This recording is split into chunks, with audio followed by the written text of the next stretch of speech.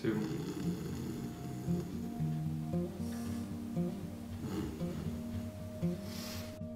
Salut les spondies, on se retrouve aujourd'hui dans une nouvelle vidéo qui va parler de la fatigue chronique et comment la gérer. N'oublie pas, si tu veux suivre toutes nos vidéos, tu t'abonnes et tu actives la cloche. Alors on va commencer par définir ce qu'est la fatigue chronique, parce que beaucoup de gens en parlent, mais en fait on ne sait pas vraiment ce que c'est. Donc on va vous définir ce qu'est la fatigue chronique et après on va voir comment on peut essayer de la gérer. Alors la fatigue chronique, il faut la différencier de la fatigue prolongée. La fatigue chronique, c'est une fatigue qui dure au moins plus de 6 mois et qui s'accompagne d'autres symptômes. Alors la fatigue chronique engendre des douleurs musculaires, des douleurs articulaires, des maux de tête, des troubles de la mémoire, des troubles de la concentration qui viennent se greffer à toutes nos douleurs de spondylarthrite. Donc l'épuisement est constant et on ressent une forme de frustration, d'incompréhension et une sorte d'emprisonnement. Du coup tout ça vient se greffer à tous nos symptômes de spondie et je pense que vous serez tous d'accord avec moi pour dire que c'est affreux. Maintenant on sait ce que c'est, donc il faut comprendre le pourquoi de cette fatigue. Et je vais vous expliquer tout ça. Donc dans notre cas c'est assez simple, maladie auto-immune, système immunitaire défaillant, dysfonctionnant. Donc en fait notre système immunitaire est toujours en mode défense immunitaire ou en mode combat comme vous voulez. C'est comme si on était tout le temps malade et du coup il est tout le temps actif et c'est ce qui fait que on est souvent fatigué. Nos petits TNF-alpha, comme on a vu dans la première vidéo, s'attaquent à nos ligaments parce qu'ils les prennent pour des corps étrangers et du coup les ligaments se rigidifient et se transforment en os, hein, on l'a déjà vu dans la première vidéo. Alors pour la petite anecdote, c'est aussi pour ça qu'on vous demande de contrôler régulièrement votre CRP, parce que quand on est malade, quand le système immunitaire est actif, la CRP est élevée et du coup ça montre des signes d'inflammation. Alors c'est pas le cas pour tout le monde, hein. J'en entends déjà qui vont crier « Ouais, moi ma CRP est jamais élevée ». Moi ma CRP elle est jamais élevée, sauf en cas de grosse poussée. Bon alors maintenant, on sait ce que c'est, on sait le pourquoi. On va essayer de trouver des solutions pour gérer cette fatigue chronique, parce que je peux vous le dire maintenant, il n'y a pas de traitement. Il n'y a rien qui va faire que la fatigue va s'améliorer avec des médicaments. Mais du coup, on va essayer de vous donner quelques astuces pour remédier à ça et faire en sorte que ça soit moins présent dans votre vie. Bon, la première chose déjà, c'est de prévenir votre entourage. Donc il faut leur dire que vous êtes fatigué, il faut leur expliquer que c'est à cause de la SPA, il faut vraiment qu'ils le comprennent. Donc s'ils ne comprennent pas, soit vous allez sur internet et vous trouvez des articles qui expliquent, soit vous leur montrez la vidéo. Hein. Comme vous êtes abonné, vous pouvez facilement la retrouver et montrer à votre conjoint ou à vos collègues ou peu importe. Alors du coup, le sommeil. Comme vous le savez, on a des nuits qui sont très courtes. Généralement, on se réveille en fin de nuit vers 5h, 4h30, 5h, 5h30. On n'arrive pas à se rendormir, donc plutôt que de tourner en rond dans votre lit, de perdre votre énergie, parce que le fait de se tourner, de ruminer, de se demander pourquoi on n'arrive pas à dormir, tout ça va vous faire perdre de l'énergie et en plus va vous faire perdre du temps puisque vous êtes dans votre lit. Donc levez-vous, même s'il est 5h30, et commencez vos activités de la journée.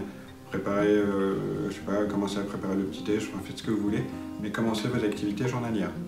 Ensuite, comme vous êtes avancé dans vos tâches à faire, hein, vous pouvez faire une micro-sieste dans la matinée, une micro-sieste dans l'après-midi. Ce que vous ne faites pas du coup pendant les micro-siestes, vous l'aurez fait le matin en vous étant levé plus tôt. Alors par contre, faites pas des siestes de 2 heures, parce que sinon déjà ça va vous reverrouiller, et en plus vous allez complètement casser votre rythme jour-nuit. Donc il faut vraiment faire des toutes petites siestes, une demi-heure, 3/4 d'heure. Comme vous l'aurez compris, on va vous proposer un schéma de nuit type, entre guillemets. On a fait pas mal de recherches sur la fatigue chronique du coup, et on va pouvoir vous expliquer le schéma type qu'il faut avoir d'une journée pour gérer cette fatigue chronique. Du coup, la première chose à faire, ça va être de ne pas vous coucher trop tard. Hein. Ce qui revient souvent, c'est de se coucher entre 21h30 et 22h grand max. Comme ça, si vous vous réveillez de bonne heure à cause de vos douleurs, genre vers 5h du matin, vous aurez déjà 7 heures de sommeil. et c'est à peu près ce qu'il faut dans une journée. Pour les micro-siestes, vous pouvez en faire une vers 10h30 le matin, une petite demi-heure et une vers 14h30 dans l'après-midi. Comme ça vous permet de gagner encore un petit peu de sommeil et de reprendre un peu d'énergie. Pour ceux qui travaillent, pas de panique, vous pouvez faire votre micro-sieste sur le temps du midi, 30 minutes, 20-30 minutes ça suffit, et en faire une le soir en rentrant du boulot si vous finissez pas trop tard. Si vous finissez tard, donc tard c'est après 5h30, 6h, vous faites pas la deuxième micro-sieste, vous vous couchez par contre un tout petit peu plus tôt vers 21h. Ensuite, pour la journée, ça va être tout un tas de petites choses à rythmer, une hygiène de vie à avoir. Alors je ne vais pas vous demander de manger super équilibré ou de faire signaler ou quoi, vous inquiétez pas, ça n'a rien à voir. Donc, pour régler son rythme de vie, la première chose à faire, c'est de manger à heure régulière et fixe. Donc le petit déjeuner est toujours dans la même tranche horaire, le repas du midi toujours dans la même tranche horaire, la collation de l'après-midi pareil et le souper pareil. Un conseil pour le repas du soir, pas de féculents parce que c'est plus lourd à digérer et les féculents c'est des sucres, donc ils vont vous donner de l'énergie et ça va peut-être vous réveiller plus tôt.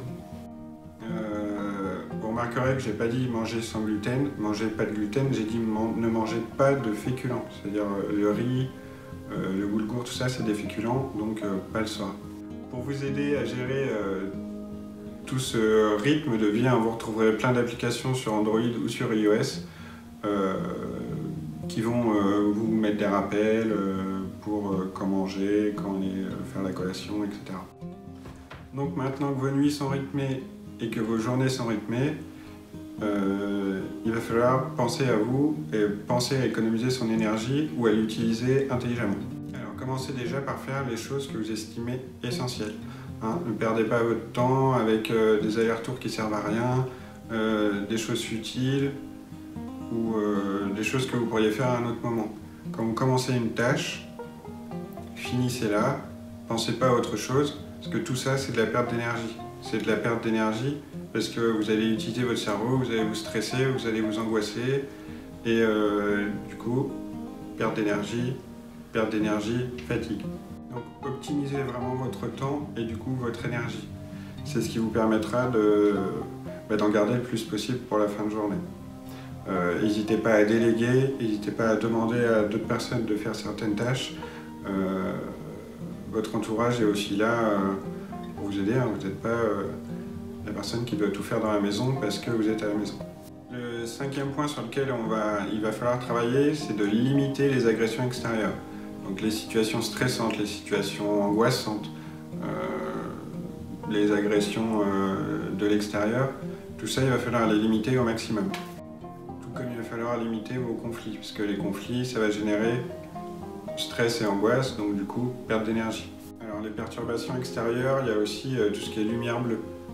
Je pense que vous en avez tous entendu parler, donc pour mieux vous endormir, et pensez à couper votre téléphone ou à couper vos écrans au moins une demi-heure avant d'aller vous coucher. Je sais, c'est pas facile, mais coupez-les. Vous allez aussi pouvoir, dans votre journée, prendre du temps pour vous, au moins 30 minutes, 1 heure, juste vous, dans le silence, dans le calme, pour vous ressourcer et vous retrouver. Donc faites de l'initiation à la sophrologie, à la relaxation, à la méditation, je sais pas, du yoga, quelque chose de calme qui va vous permettre de vous recentrer sur vous-même. Un des derniers points sur lesquels il va falloir travailler, c'est limiter les excitants. Donc tout ce qui est thé, café, sucre, alcool, ça masque les signes de fatigue, ça masque la fatigue et ça vous donne une pseudo-énergie qui va faire que vous allez avoir une espèce de shoot qui va durer 1 heure et après vous serez encore plus fatigué. Et le dernier point qui est, je pense pour moi, un des points essentiels, surtout pour nous souffrant de spondylarthrite ankylosante, c'est essayer de faire 30 minutes à 1 heure de marche par jour. Je sais que c'est pas forcément facile, mais plutôt que d'aller acheter le pain en voiture, faites-le à pied ou allez porter les enfants à l'école à pied. Ça vous permettra de vous fatiguer, ça vous permettra également de dérouiller vos articulations. Vous l'aurez compris, rythmer votre journée est la clé pour gérer votre fatigue chronique. Vous bourrez de vitamines, peu importe la vitamine, A, B, C, D, ne réglera pas le problème, tout comme vous bourrez d'excitants ne réglera pas le problème non plus et va vous fatiguer encore plus au final. Voilà, c'est fini pour cette semaine et c'est fini pour cette vidéo. Donc n'oubliez pas de liker la vidéo et de vous abonner à la chaîne. Allez, salut les spondies!